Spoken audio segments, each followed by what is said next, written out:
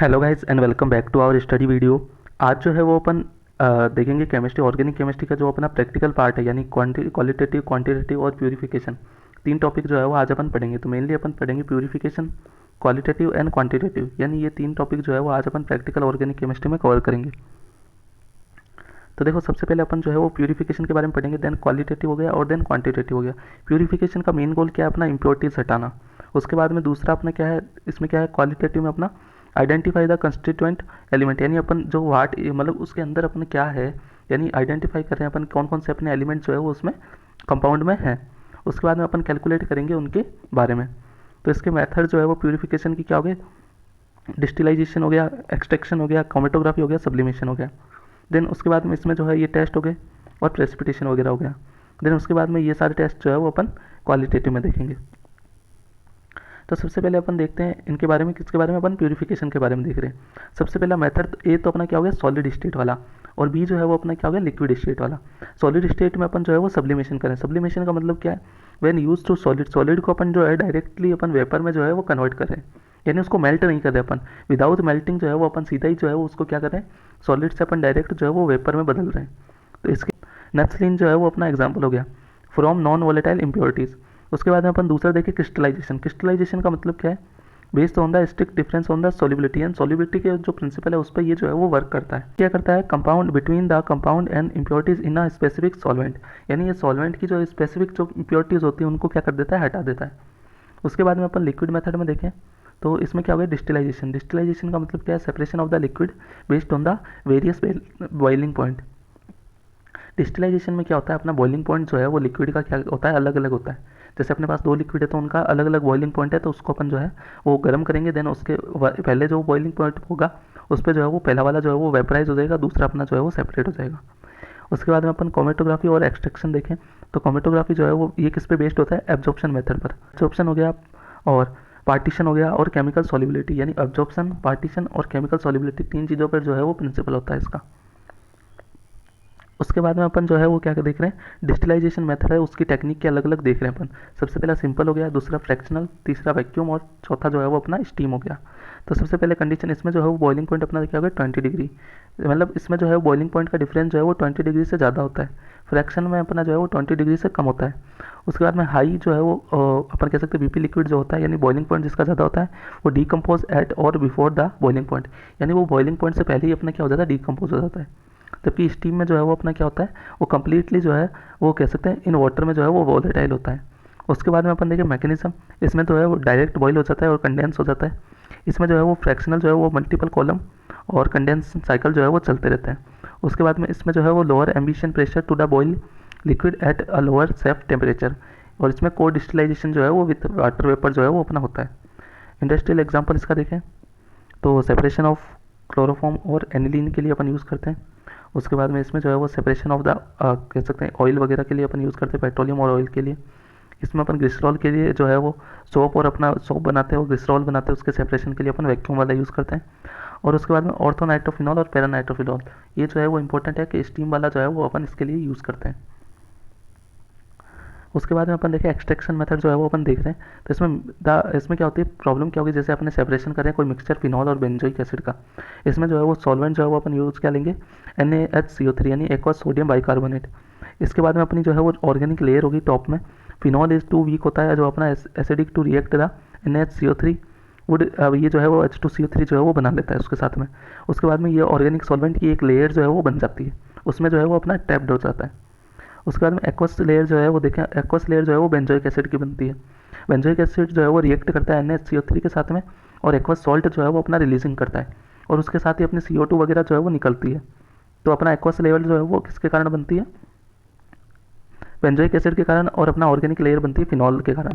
ये जो है वो टॉप पर होती है और ये जो है वो बॉटम में होती है। एक्शन जो है वो अपना क्या होता है, ये जो है वो अपन जो अपन को दिख रहा है यहाँ पर जो है वो स्विच अपन जो है वो कर देते हैं ऑन, तो जैसे ही अपन चालू करते हैं तो अपना फिनॉल और जो है वो दोनों बेंजोइक एसिड जो है वो सेपरेट हो जाते हैं।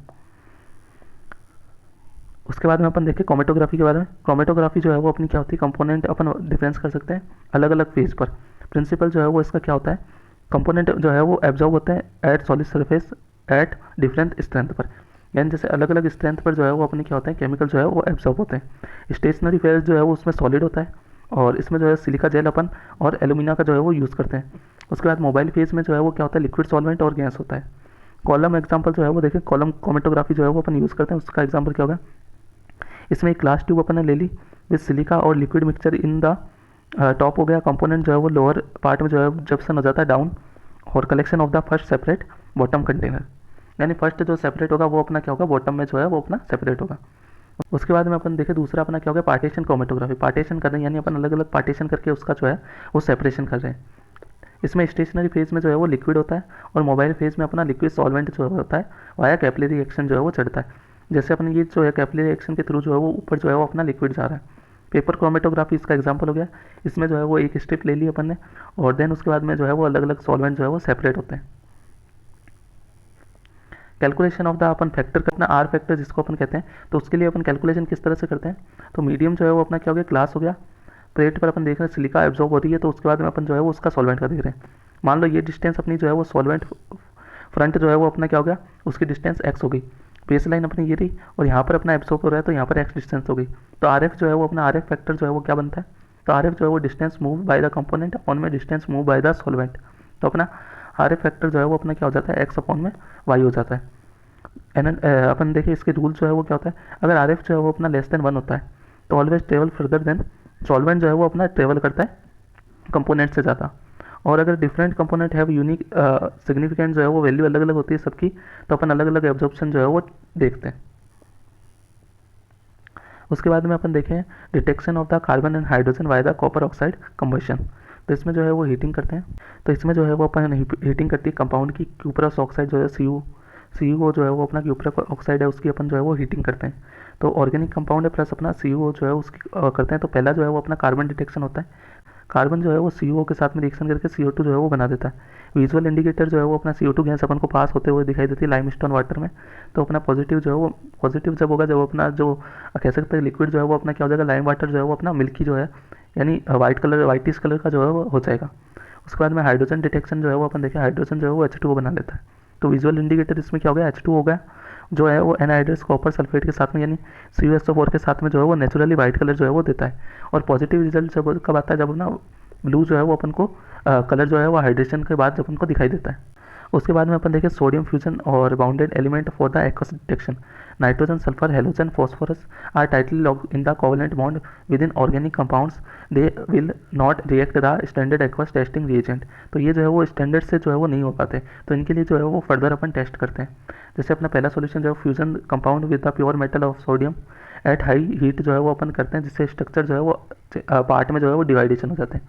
जैसे सोडियम का अपन कार्बन नाइट्रोजन के साथ में जो है NaCN जो बन जाता है, सोडियम अपना साइनाइड बन जाता है। कोवेलेंट से जो है वो अपना आयोनिक जो है वो उसमें ट्रांसफर हो जाता है। सोडियम सल्फर के साथ में N2S बना लेता है, सोडियम सल्फाइड जो है वो बना लेता है।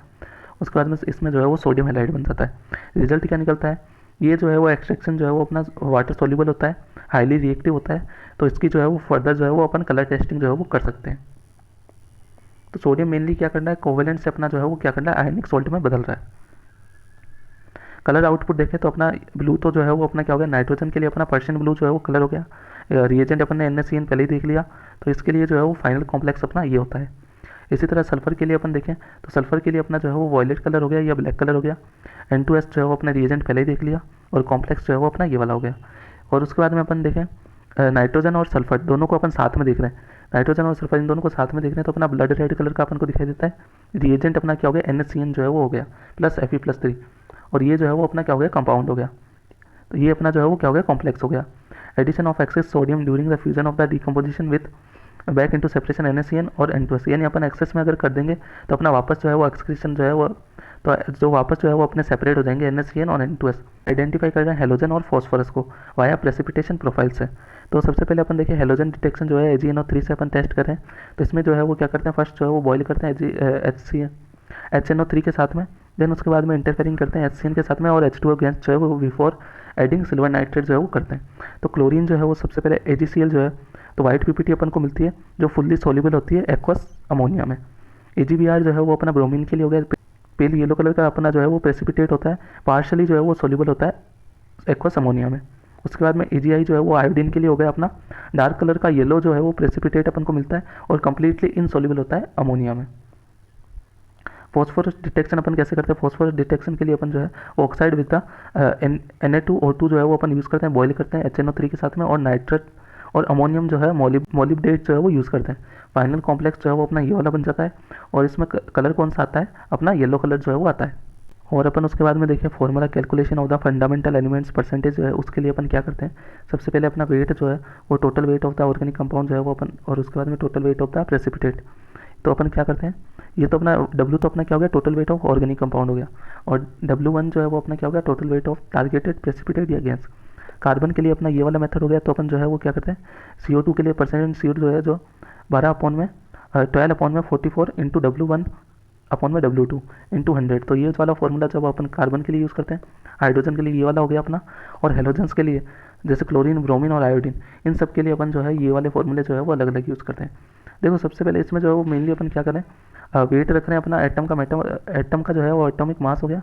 देन उसके बाद में सबसे जो है वो W1/W2 इंटू 100 जो है वो लास्ट में कर रहे हैं परसेंटेज के लिए।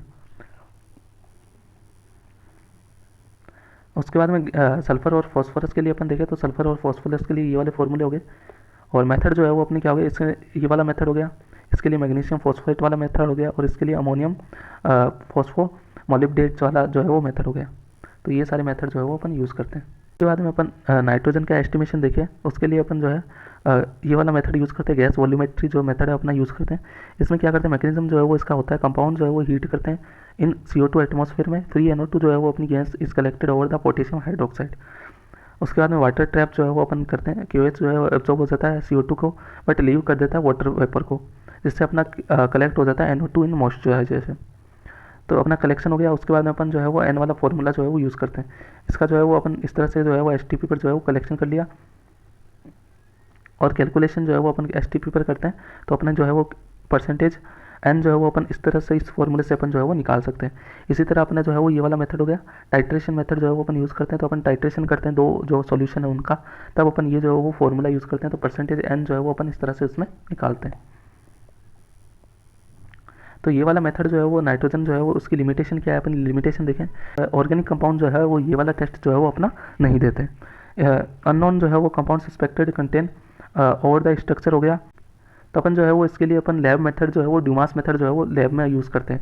ये तीनों जो मेथड है अपन ने सारे देख लिए, तो ये अपना प्रैक्टिकल ऑर्गेनिक केमिस्ट्री वाला पार्ट जो है वो कंप्लीट होता है।